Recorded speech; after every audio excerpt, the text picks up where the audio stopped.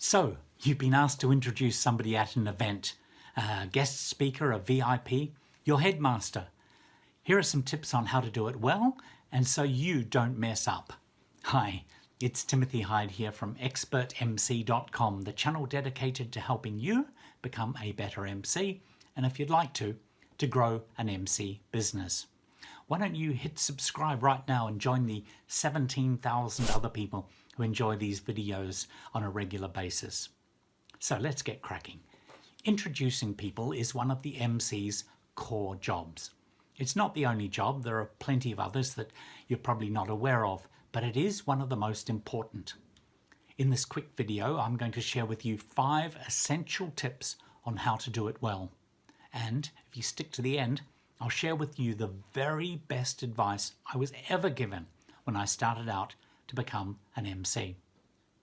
So firstly, do you actually know why the speaker is speaking?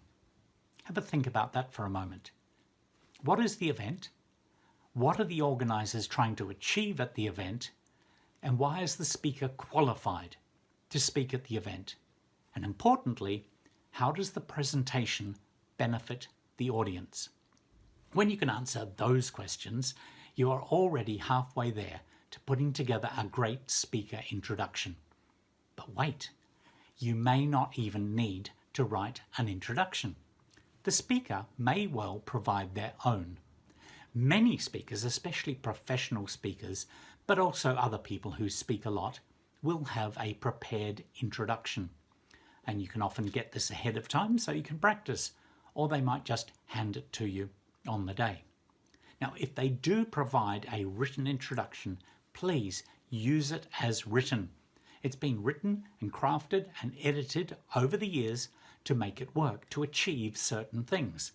Grabbing attention, stressing the importance of the topic, covering the benefits the audience will gain, and also get the speaker off to a flying start.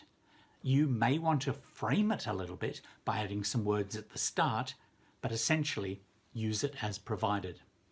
Now, this is important. Some people will just provide you with a bio, a biography, a listing of their qualifications and the highlights of their illustrious career. A biography is not an introduction. Importantly, your audience doesn't really need to know all that stuff. They don't really care. They essentially only want to know 3 things. Is the topic important? Is the speaker qualified to talk about the topic? And what's in it for them? So, if you're given a biography, you're going to have to do a little bit of work. So this is the 4-part framework that I sometimes use. Each part will address a different question. 1, why the subject? Why is the subject important? This allows you to start with a bang, to pose a question or state an alarming fact, an interesting insight or a staggering statistic. And what you're trying to do here is grab the audience's attention and stop them thinking about the previous presentation or what they're going to do after the lecture, or even just to look up from their phones where they've been checking their emails. It can be short, perhaps a sentence, perhaps 2 or 3, just to frame the topic. Did you know that there are more shopping malls in America than there are high schools? What do you think the most common cause of death of children under the age of 5 is worldwide? These are questions that will grab their attention. Why the speaker? What you need to do here is then establish the credibility of the speaker. This is where you use some highlights from their biography. Choose the ones that are significant and, most importantly, relate the most to the topic and the theme. You are positioning the speaker as the best person to give insights and solutions to the subject. 3, why this audience? You now want to build a link between the subject and the audience. How does the subject affect them? You guys are the leaders in our community. These changes to the legislation are going to impact you more than most. If you expect to earn more money next year than you do this year, etc. Lastly, why now? Why is it great to be learning this information now? What is the benefit to them? Why should they be paying attention? In the next 30 minutes, you will learn blah, blah, blah.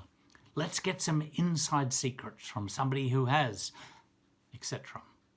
Combining these 4 parts together has a nice flow to it, and it builds to a strong finish.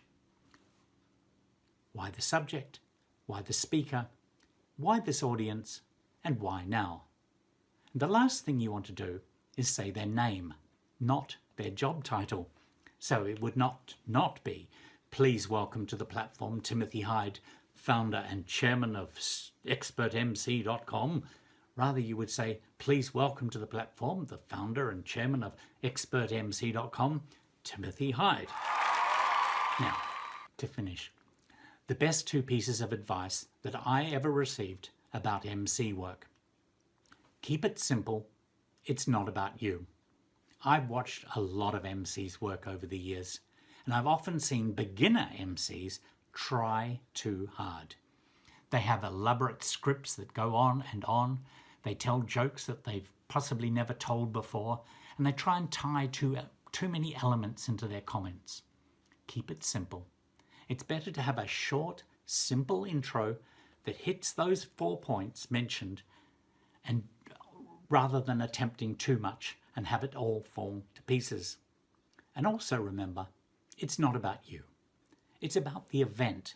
It's about the speaker, and it's about the audience. They should be in the limelight. Remember that, and you can't go wrong. Hey, thanks for watching. Good luck with your event, and why not watch one of these other videos coming up right now.